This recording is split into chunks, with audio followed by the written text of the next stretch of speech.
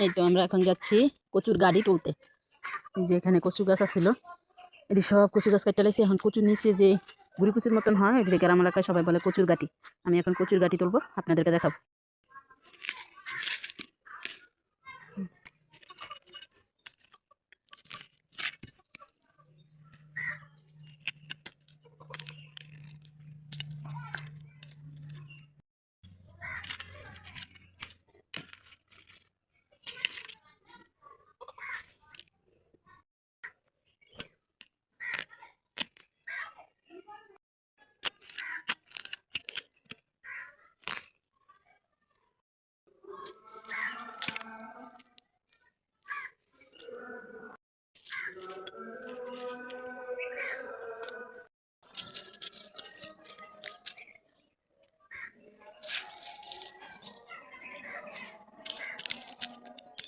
অনেক শক্ত, মাটির নিচে হয় বেশি এই কচুর গাটি।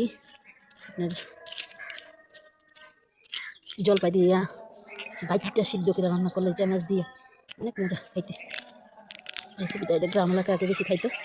এই যে অনেক টিপস,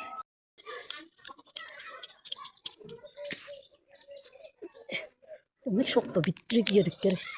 এই যে অনেক উঠাইছে, আর পারতাছি না, ওরা নিয়ে গেছি। এই যে আমরা সব ময়লা টয়লা সব পরিষ্কার করে ক্লিয়ার করছি। আর এই জায়গায় লাউ গাছের ভিতরে সুন্দর করে ডালপালা দিয়ে দিছি। যেন বাইরে এখন এই কচুগুলো বাচ্চা এই গুড়ি কচু দিয়া গুড়ি কচু ডাল রান্না করবো। এই যে আমরা বাসায় চলে যাচ্ছি।